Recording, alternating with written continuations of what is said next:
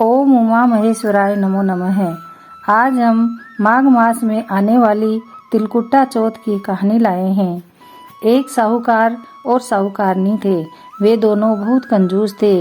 वह दोनों दान, धर्म, पुण्य, व्रत, कथा कुछ भी नहीं करते थे।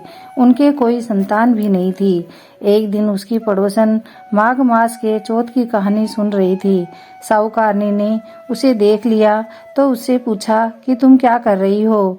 तो पड़ोसन बोली कि आज तिल चौथ का व्रत है और मैं तिल चौथ की कहानी सुन रही हूँ। यह सुनकर साहूकारनी ने पड़ोसन से पूछा कि इससे क्या होता है?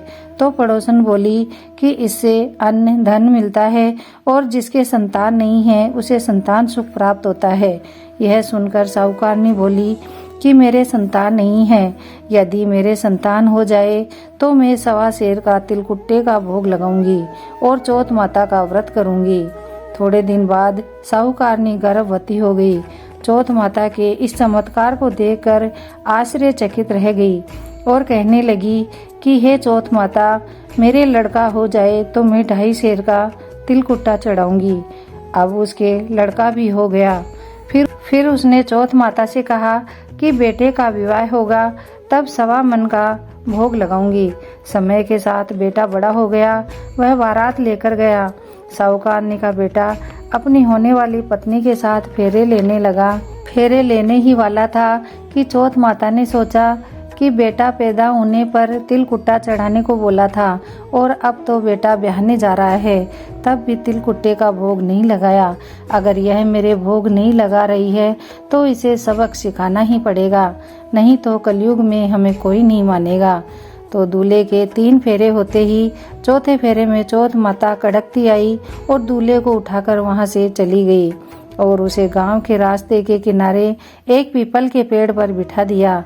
फिर तो पूरे ब्याह में हाहाकार मच गया। लोगों को समझ में नहीं आया कि यह सब क्या हो रहा है, परंतु दूल्हे को गायब देखकर सब दूल्हे को ढूंढने लगे।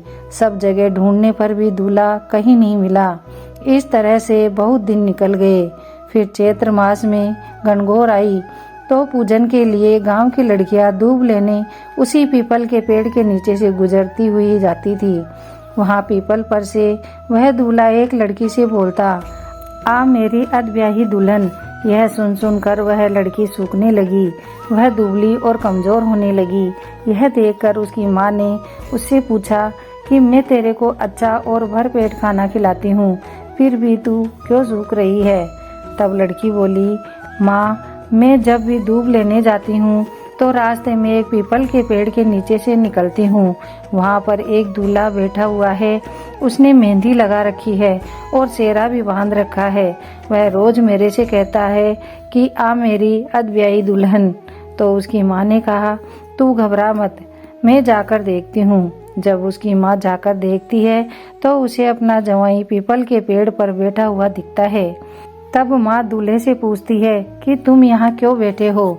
तब दूल्हे ने कहा, मैं तो चौथ माता के यहाँ गिरवी रखा हुआ हूँ। मेरी माँ ने चौथ माता के 1.25 मन तिलकुट्टे का भोग बोला था, परंतु आज तक उसने भोग नहीं लगाया। इसलिए नाराज होकर चौथ माता मुझे उठा लाई और यहाँ पर लाकर पीपल पर बैठा दिया। यह सुनते ही उसी वक्त वह दूल्हे की माँ के पास गई और सब बात बताई। तब साहूकारनी बोली, हे चौथ माता, मेरा अपराध क्षमा करो, मुझे एक अवसर और दो। अगर मेरा बेटा आ जाएगा तो मैं 2.5 मन तिलकुट्टे का भोग लगाऊंगी। इधर लड़की की माँ ने भी 2.5 मन तिलकुट्टे का भोग बोला। दोनों माओं की अनुनय विनय सुनकर चौथ माता राजी हो गई और दूल्हे को फेरों में लाकर बिठा दिया और धूमधाम से उसका ब्याह हो गया। उसके बाद दूल्हे की माँ व दुल्हन की माँ ने चौथ माता को तिलकुट्टे का भोग लगाया और सारी नगरी में ढिंढोरा पिटवा दिया कि कोई भी चौथ माता का व्रत करेगा और तिलकुट्टे का भोग लगाएगा, उसकी सभी मनोकामना पूरी होगी। हे चौथ माता, जैसी आपने साहूकारनी की गोद भरी और धन धान्य दिया, वैसा सबको देना। कहानी कहने वाले, सुनने वाले और उकार भरने वाले सबकी मनोकामना पूरी करना। बोलो चौथ विंदायक की जय।